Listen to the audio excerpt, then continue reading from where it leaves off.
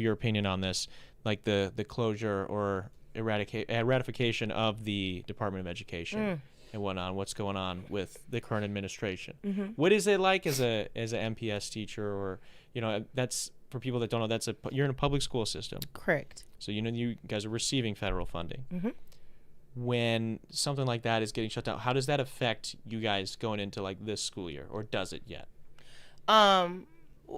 So our budgets are made over the summer, right? And so we are allotted a certain amount of money from the state. We are allotted a certain amount of money from the federal government, and all of that is put into our budget, into budget line items. And so when you hear things like, oh, Donald Trump is going to shut down, the Department of Education. He's working to end, Title III funding, which supports our English language learners. That money, again, has to come from somewhere. Yeah. And our districts aren't going to allow our students to go without, right? We have to still provide these services. So that means that there's going to be a loss that occurs somewhere.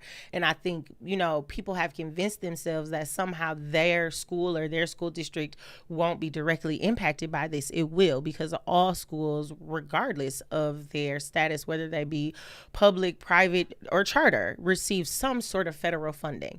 And so shutting down the Department of Education means that there's going to be a loss of funding somewhere. So that could look like losing teachers. I mean, there are districts in several different states now that are doing mass layoffs because of funding losses that have happened because of the games that Donald Trump is playing with the Department of Ed. And I think that it's important for me to say this for folks that are listening, like, there's so much talk about returning education to the states. The majority of education is handled at the state level. Yeah. We have a democratically elected school board for public schools. The majority of our funding comes from the state. We just receive a small fraction. I think for Milwaukee Public Schools, it's like 20% of our funding is federal, from the federal government.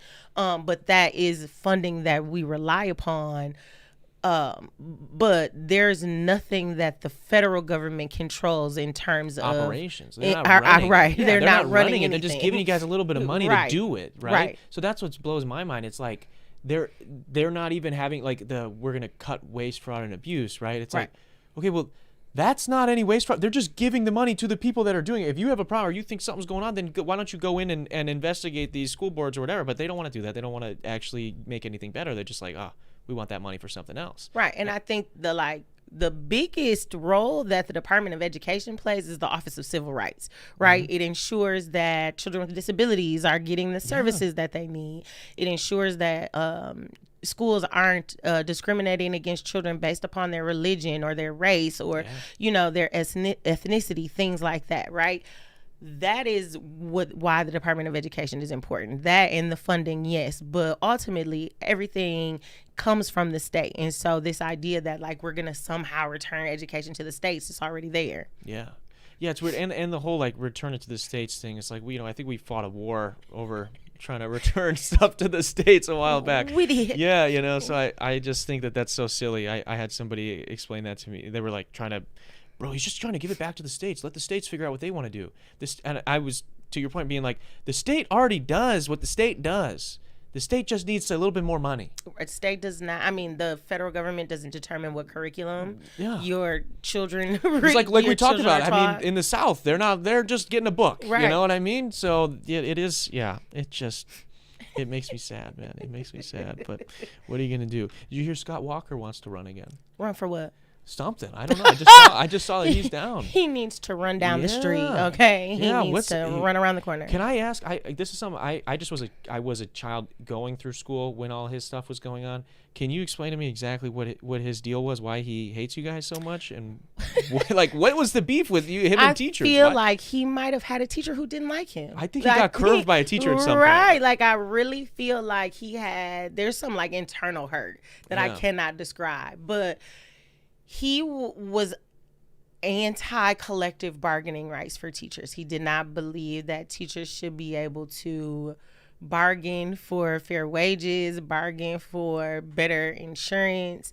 And it was a specific and very targeted attack on teachers, because at the same time, we have fire and police who also have collective bargaining rights that were not taken away. And so, yeah, I can't explain Scott Walker's one-sided beef with teachers. Yeah. So he was trying to get rid of, basically not allow teachers to like unionize at all. And he did. So we do not have collective bargaining rights here in Wisconsin. So thankfully, a lot of school districts decided to still just, allow unions to exist and still organize and still honor and still honor. I mean, my union, the Milwaukee Teachers Education Association, is the largest union in Wisconsin.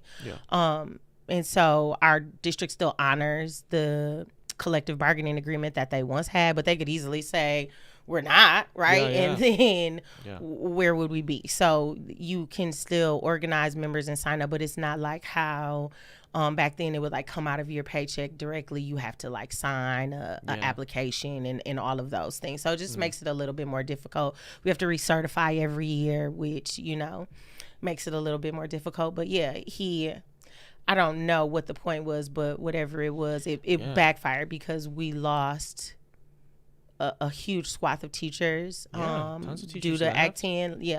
Tons of teachers left. Tons of teachers got let go. And I will never recover from that. I mean, like every year, NPS is always about 200 teachers under. Really? Wow. Yeah.